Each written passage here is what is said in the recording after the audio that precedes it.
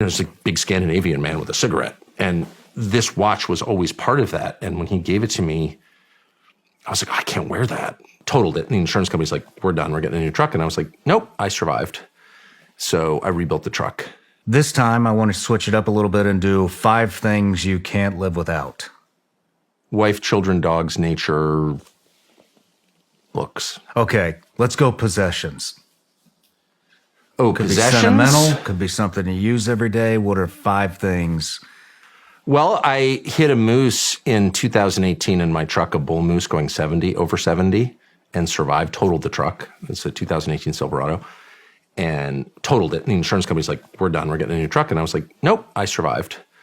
So I rebuilt the truck. Actually, they rebuilt it at their expense, which was pretty nice for an insurance company. But anyway, I love that truck. I'm not into cars. I'm not into really vehicles, but I love that truck because it defeated that moose. And I like moose. I'm not against moose, but I do like that. I'm not a big possessions guy, but I have, a shotgun from my dad that I hunt with that I really love. What kind of shotgun? Side-by-side. Nice. English, straight stock, double trigger, which is what I grew up shooting. And it's an eccentric style, but I'm comfortable with it. I'm left-handed, right-eye dominant, so all my shooting is going to be, I'm coming at a great disadvantage to it, but I do it a lot. So any gun that I'm comfortable with, I like that gun.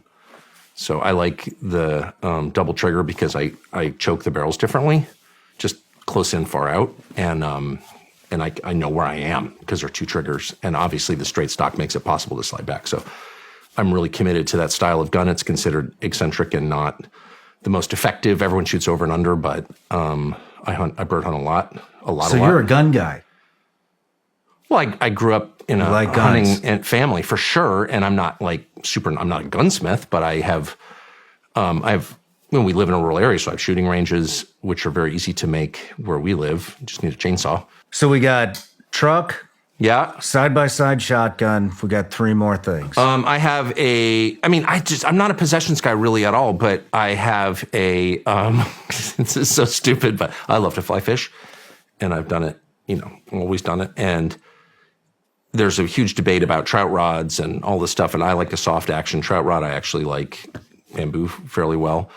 But fly rods are very expensive now, as I know you know. If you're to buy one from whatever, Sage or Orvis, they're quite expensive. My favorite fly rod actually is probably a 2002 2-piece LL Bean Streamlight, I think it's called. It's the bargain bin, $70, give it to the kids. It's not even 9 feet. I think it's like 8 foot 5 inches.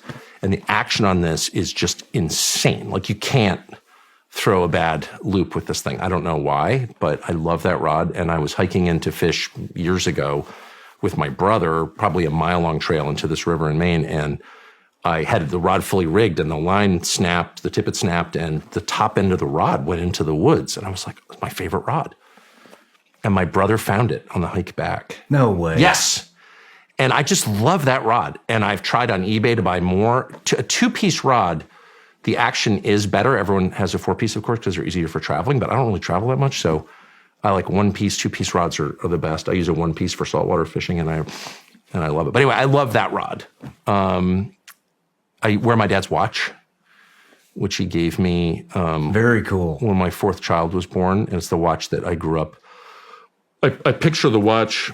It's from the 70s. It's not a super fancy watch, but I picture my father with a unfiltered Pall Mall in his hand, at dinner like that, big, he's a Marine, big arms, like talking about the Civil War, Lincoln assassination or something, like he's all these theories and deep knowledge about a lot of subjects. But he would always have a Pall Mall. He pronounced it Pall Mall for some reason, Pall Mall in his hand with this watch.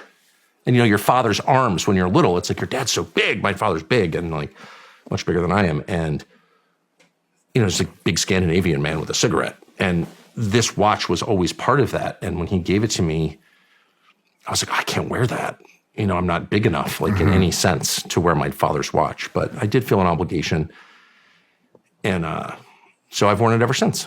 Are you going to pass that to your son? Well, actually, on the back, he has his initials and the years that he wore it, the 30 years he wore it, and then my initials and the year he gave it to me, and then my son's initials. My son was like 3. He's now 27, but when he gave this to me. So I do, again, I'm sort of opposed to being attached to possessions because, like, who cares, actually? All that stuff's a lie generally, but I do want to pass this on to my son, yes. And plan to. And in fact, I have to because his initials are on the watch. When are you going to do that? Have you thought about it? As soon as he has his last child. And I love my son as I love all my children, but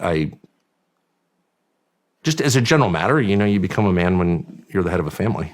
So that's my feeling. So that's when you get the watch. Very cool.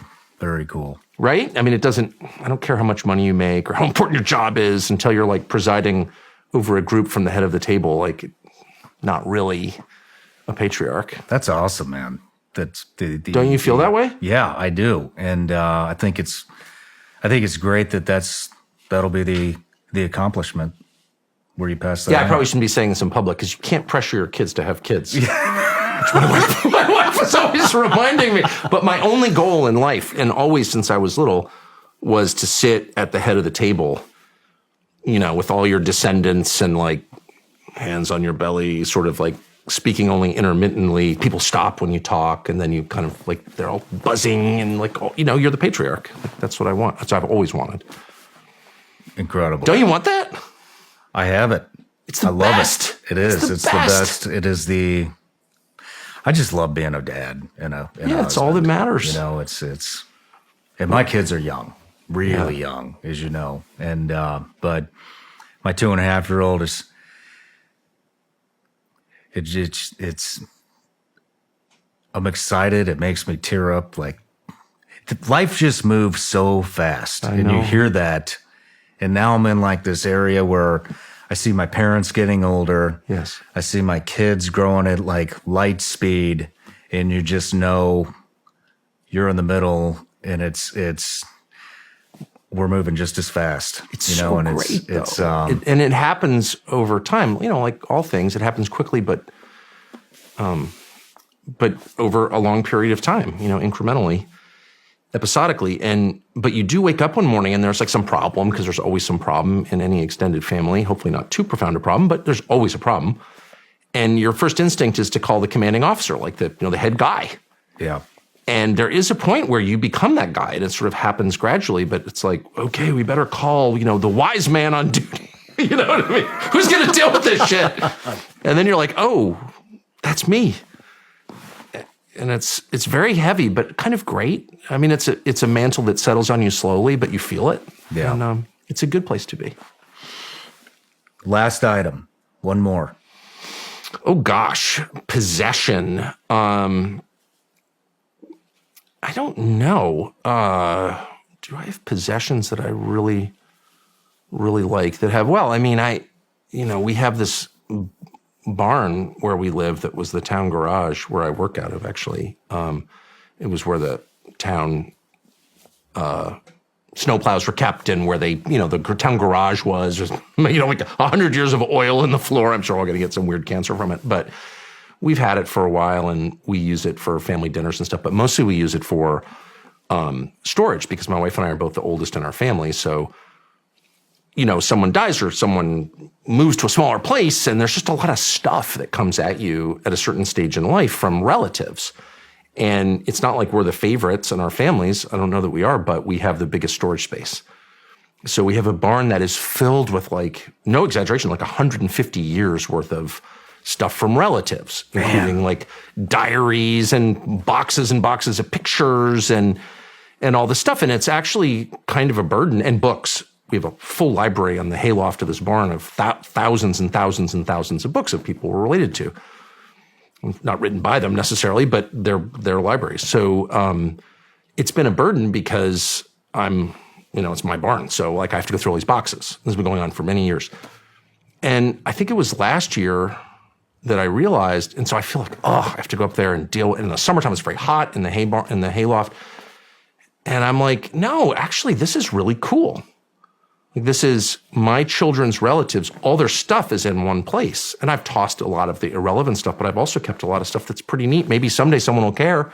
Wow. And I kind of care about it. It's like, I did not grow up thinking about my extended family or my ancestors. I just didn't grow up like that at all. Like I think what matters is what you do, not who your freaking relatives were. I've always felt that strongly. However, once you have children, they were related. They're the end result of thousands of years of breeding, people attracted to each other having sex, and then that's why your kids are here ultimately.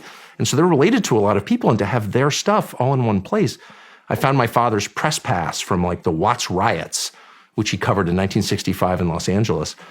And he had like a porn star mustache, and he was like this, like young reporter, and it says LAPD, ABC News on it. And I found it the other day and sent it to all my kids, and they're like, wow, grandfather's porn star mustache from 60 years ago. But it's like very cool. I just found a box, and he was a reporter for a while, and it had all these press passes. And I thought that's pretty neat. I actually, now that I'm saying I said I didn't care about possessions, I do kind of care about that.